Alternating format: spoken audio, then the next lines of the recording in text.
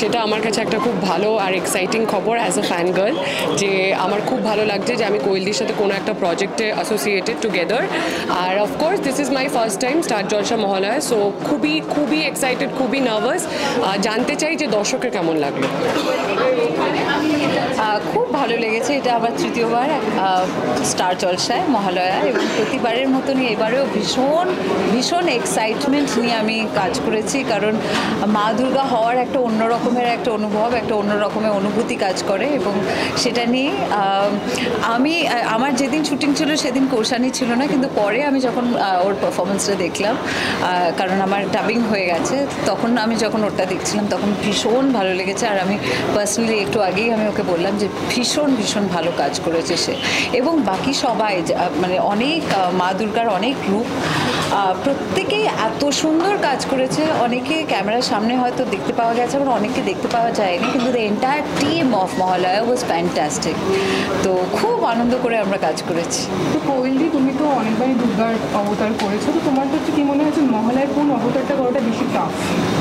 দেখো, মহিষাসুর মর্দিনীর কাছে আমার মনে হয় যে ওটা আমার সব থেকে এক্সট্রা, ওই সেই শক্তি, সেই পাওয়ার, যে স্ট্রেংথ নিয়ে সে আসে অশুভকে বিনাশ করতে এবং শুভের জয়, এবং সেটা নিয়ে আমার মনে হচ্ছে মা দুর্গা মানে তো তাই, মানে যেখানেই আমি যেটা একটু আগেই বললাম, যত কষ্ট যত দুঃখ হোক না কেন, কিন্তু মা আসছেন মানে সব ঠিক হয়ে যাবে, সব আবার আনন্দ হবে, সবাই শান্তিতে থাকবে, আনন্দে থাকবে, এটাই একটা একটা একটা আশা, এটাই ভরসা ওনার ওপর সবসময় থাকে। তো তাই জন্য আমার মনে হয় মা দুর্গা হওয়ার যে কোনো রূপই আমার ভীষণই এক্সাইটিং লাগে, কিন্তু মহিষাসুর মর্দিনীর ব্যাপারটা আমার মনে হয় একটা এক্সট্রা স্ট্রেংথ একটা কাজ করে, একটা এক্সট্রা পাওয়ার এসে যায়, যে অশুভের বিনাশ হোক এবং পৃথিবীতে শান্তি আসুক এবং আনন্দ হয়ে উঠুক পুরো পৃথিবীটা। এটা তো প্রথম মহালয়া, তারপর ভদ্রকালী, তো কিভাবে নিজেকে প্রিপেয়ার করতে ব্যাপারটা?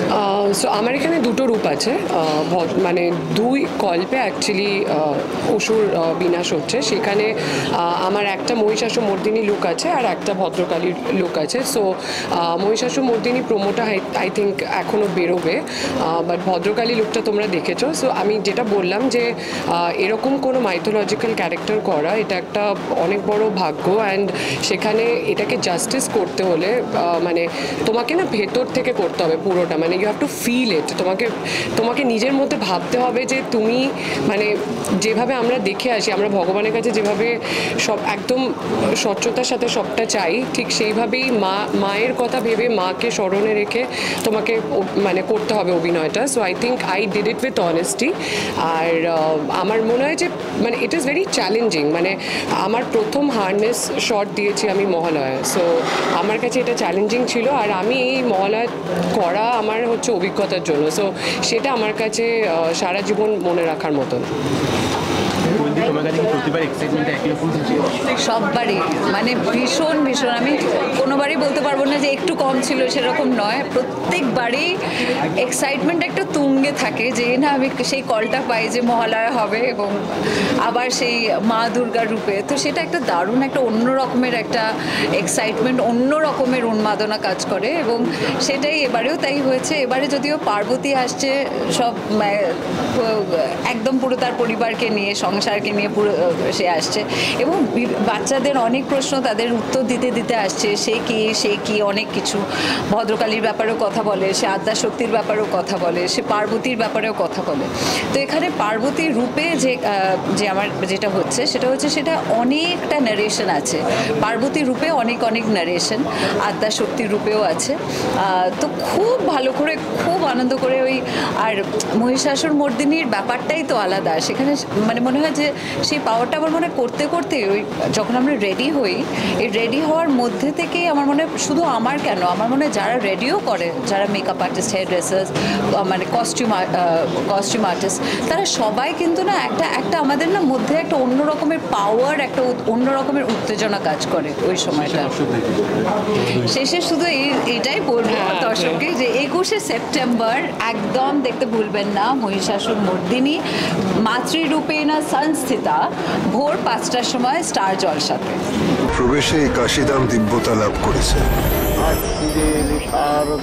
মহালয়ার পুণ্য লগ্নে দেখুন আগমনের সম্পূর্ণ গাথা, মাতৃরূপেণ সংস্থিতা। খুব ভালো, আই থিঙ্ক মহালয়া ইটসেলফ একটা অন্যরকম একটা এক্সপিরিয়েন্স, যেটা আমরা সচরাচর তো ওরমভাবে আমরা গয়না গাটি অত সুন্দরভাবে সেরে থাকি।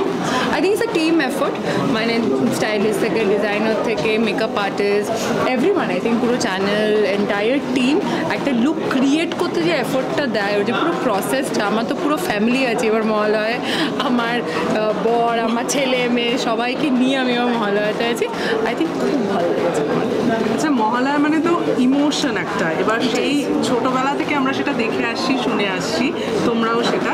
তারপর যখন এখানে অংশগ্রহণ করতে হয় এই মহালয়াতে, তুমি একটা পার্ট হয়েছো, এইটা কীরকম এক্সপিরিয়েন্স লাগে, কতটা এক্সাইটেড তোমরা থাকো? না, আমার এক্সাইটমেন্ট একটু বেশি, কারণ কি জানো তো, মানে এটা আমি প্রায় মহাদেব, এই just I wanted to play Mahadev for the past 16 years, এবার যতবার আই টোল্ড দেম, যতবার no, not manifestation, yeah, actually it has not worked out somehow, But now it has, so it's a manifestation. yes, but it has somehow worked out after 16 years. This is special for me, this is actually special for me, আমার জন্য special এটা। তোমার ক্ষেত্রে যখন তুমি মানে এটা ভাবোই যে মহালয়াতে একটা অংশ হবো? না, আমার মহালয়াটা হচ্ছে আমি আমার দাদু দিদার সাথে ছোটোবেলা মহালয়া শুনতাম, তখন যেগুলো বুঝতে পারতাম না, আদিকেই বুঝতে পারতাম না, তখন দাদু দিদা বোঝাতো, আর তখন মহালয়া না শোনা হতো, মানে এখন তো মানে দেখা ব্যাপারটা হয়ে গেছে, তখন শোনা মানে তখন তো শুনতাম। তখন আমার মনে হচ্ছে ভোরবেলা দাদু দিদা বাবা মা জেঠু come from a joint family, ওরা চা খেতে খেতে মহালয়া শুনতো, আমরা ভাই বোনরা বসে বসে শুনতাম। তো ওইখান থেকে আমি যে এখন মহালয়ার একটা পার্ট, আই থিঙ্ক অনেক বছর ধরেই মহালয়া করছি, দিস হ্যাজ বিন মাই 50 ইয়ার মহালয়া করছি। তো I think it's a privilege and I am so grateful যে চ্যানেল ভেবেছে আমি কোনো একটা দেবী রূপে আসতে পারবো। আচ্ছা, মহালয়ার আফটার এফেক্টটা কি? মহালয়া করার পাঠ হওয়ার আফটার এফেক্টটা কি থাকে? Parashuram টোটেনি tolerating the two little beauties which we have.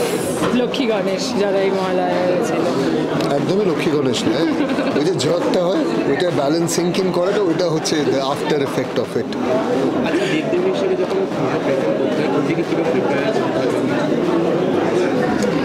We are very good looking people. We don't need to do all these things. We are very good looking people. He's very good looking. We both are very good looking people. We don't need to take any preparations. Trust me. না We just need to stand. এটাও নিজের কথা বললো, এটা একদমই ভীষণ হাম্বলভাবে নিজের কথা বললো। আচ্ছা, this joking মজা। আচ্ছা, হ্যাঁ, ঠিক আছে। দর্শকদের এইটাই বলবো যে আমরা আরও অনেকেই মিলিয়ে এবার মহালয়া করছি 21 তারিখে ভোরবেলা। প্লিজ দেখবেন আর জানাবেন আপনাদের কেমন লাগে। অবশ্যই।